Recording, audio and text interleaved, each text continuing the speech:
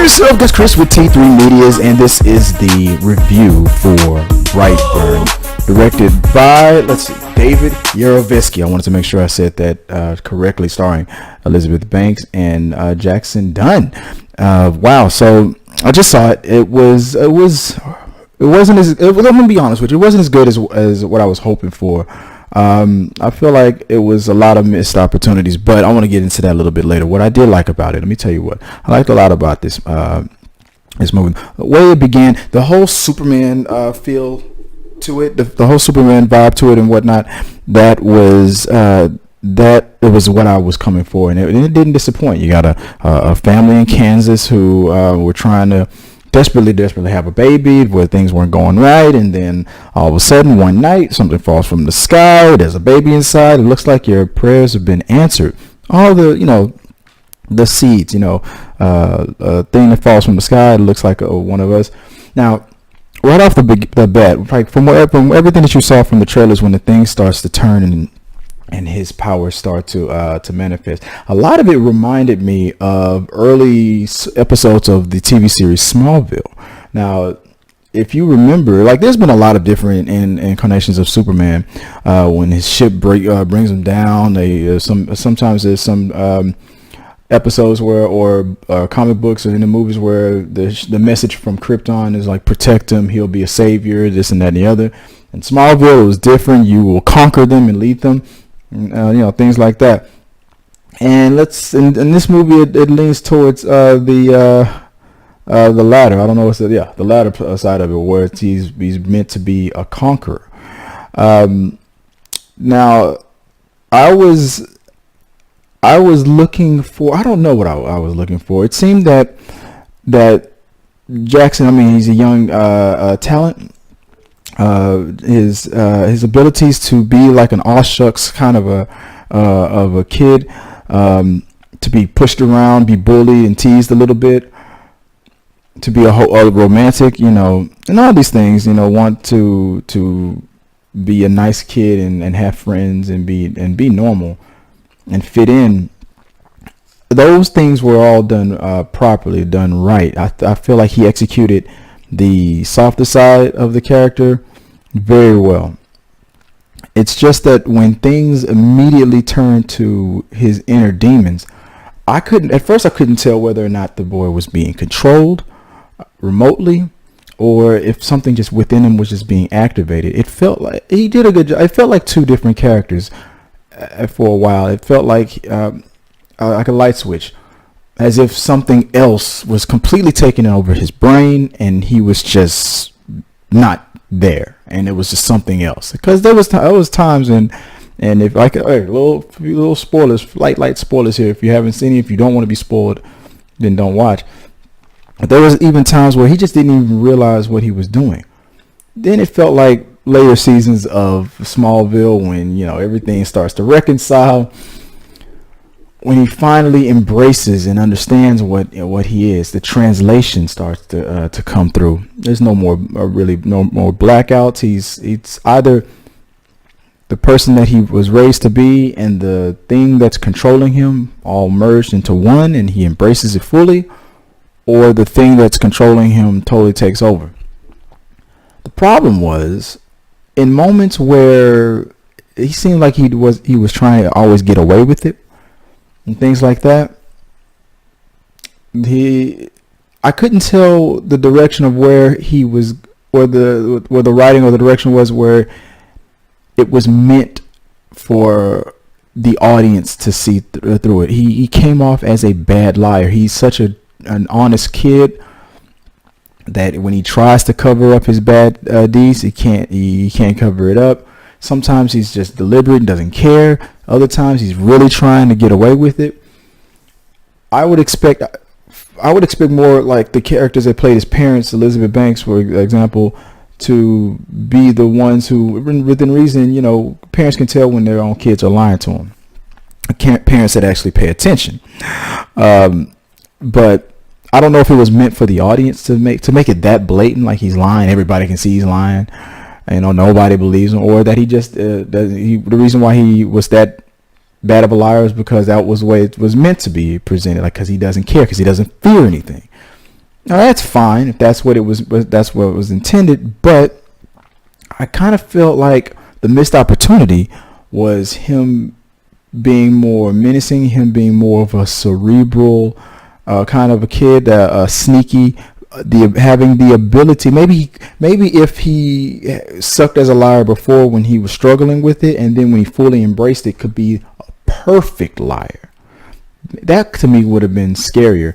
But the second this boy realized his full potential, it was like when it was like he was a chainsaw raised to be a straw, and he was just a simple little device, and there was a straw. He was very weak and delicate, but the second he realized he was a chainsaw, he went off the chain. And that was just it. He was just he just went from 0 to 100, and it was there was really no the things that pushed him to the edge was a temper tantrum that a 2-year-old would throw. Being a boy that's 12, and what I know, you have hormones and things like that. If you could beat up your mean dad, which that wasn't the case here, you would. But it was just too. You think everything that was going on with Game of Thrones was rushed? I feel like this was rushed too. But the movie was about an hour and 20 minutes, and it got to the end pretty quickly.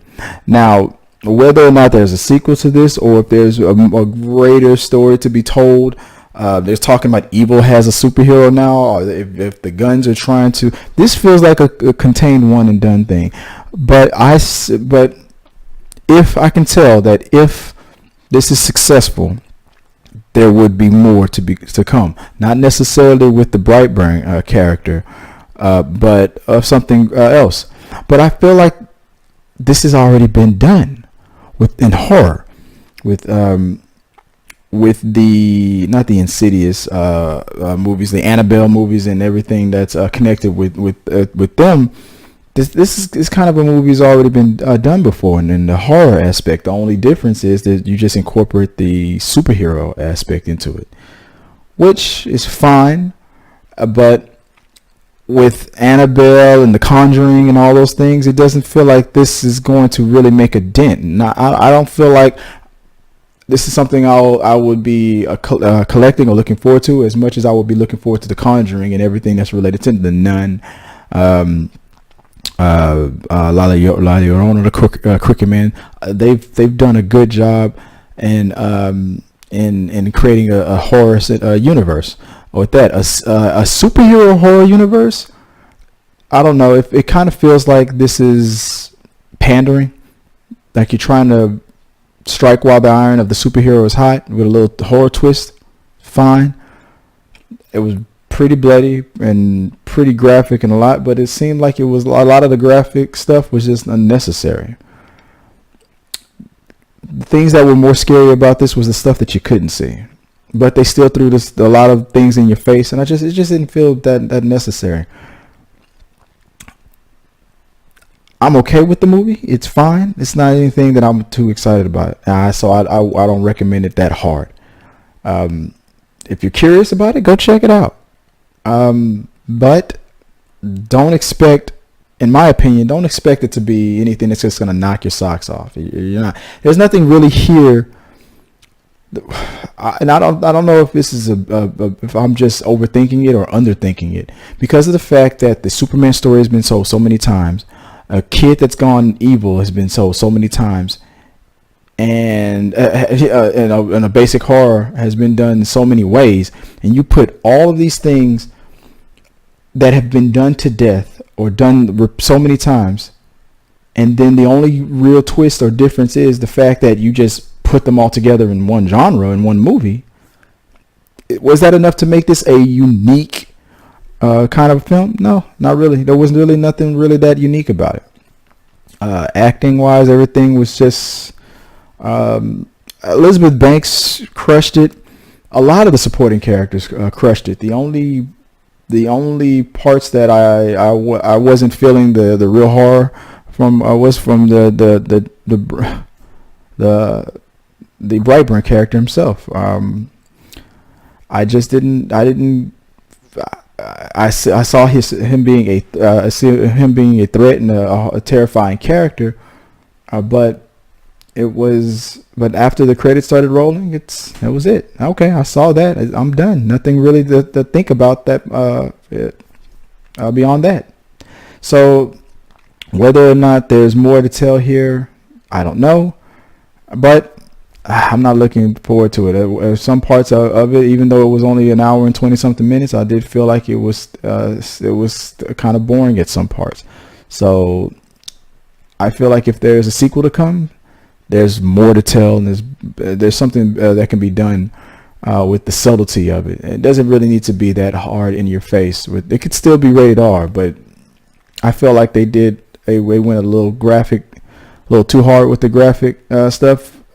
But at the same time, what else do you expect from the Gunns? That's why I was kind of disappointed. After Slither and things like that, I thought I was going to get something a little bit of a higher taste or higher quality. But I don't know. It just didn't. It just kind of fell flat to me, and that's just how I felt about it. So I don't know. Maybe you guys will go out and check it out and have a totally different reaction. It's just the way I saw it.